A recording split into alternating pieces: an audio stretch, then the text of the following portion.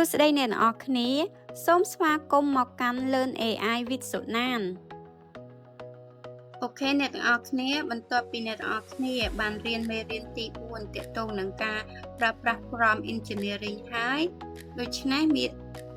វីដេអូនេះខ្ញុំពន្យល់អ្នកបន្ថែមការប្រើប្រាស់វានិងអនុវត្តផ្ទាល់នៃការប្រើ prompt នឹងដើម្បីឲ្យ AI ឆ្លើយកាន់តែល្អនិងត្រូវចិត្តរបស់យើងទី1រូបមន្តដែលយើងត្រូវចងចាំនោះគឺទី1 rule យើងត្រូវប្រាប់ AI ថាវាគួរតែដើរតួនាទីជានរណាអញ្ចឹងបែបម៉េចឧទាហរណ៍ដើរតួនាទីជាគ្រូបង្រៀនជំនាញអូខេចំណុចបន្ទាប់ថាពីការ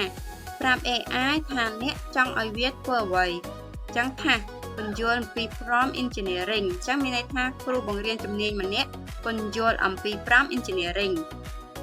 បរិបត្តិផ្ដល់ព័ត៌មានផ្ទៃខាងក្រោយអញ្ចឹងអ្នកណាឲ្យ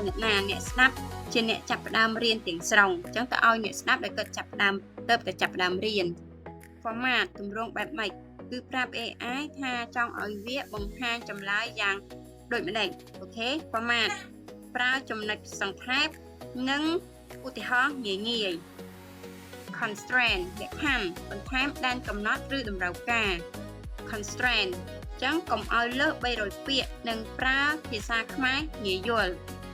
ចំពោះ prompt នេះដែរខ្ញុំក៏បានដាក់វាចូលទៅក្នុងមេរៀនទី4របស់យើងដែរតែជាភាសាអង់គ្លេសបន្ទាប់មកឧទាហរណ៍ទី1អញ្ចឹងយើងមើលឧទាហរណ៍ទាំងអស់គ្នាគឺឧទាហរណ៍អនុវត្តទាំងអស់គ្នាទី1យើង copy prompt នេះមកចាំមានថារៀនភាសាអង់គ្លេស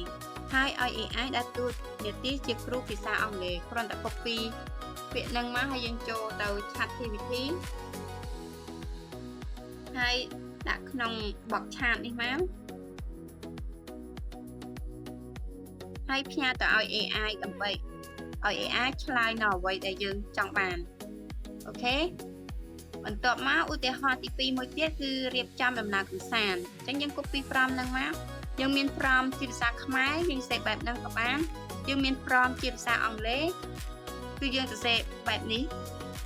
ហើយ prompt ជាភាសាអង់គ្លេសក៏ខ្ញុំបានដាក់ហើយដែរនៅក្នុងមេរៀនទី4របស់យើងអញ្ចឹងឧទាហរណ៍ខ្ញុំយក prompt ជាភាសាអង់គ្លេសម្ដងហើយផ្ញើទៅឲ្យ AI អញ្ចឹងយើងជាភាសាអង់គ្លេសវាផ្ញើជាភាសាអង់គ្លេសឲ្យយើងចំពោះឧទាហរណ៍ទី3នេះគឺខ្ញុំទុកឲ្យអ្នកនរគ្នាធ្វើដោយខ្លួនឯងសូមអរគុណកុំភ្លេចចុច Subscribe ដើម្បីកុំឲ្យខកខានមេរៀនថ្មីប្រសិនបើអ្នកយល់ថាវីដេអូនេះមានប្រយោជន៍សូមចុច Like និង Share ទៅកាន់មិត្តភ័ក្តិក្រុមការងារនិងអ្នកដែលចង់ចាប់ផ្ដើមរៀន AI សូមអរគុណសម្រាប់ការទស្សនា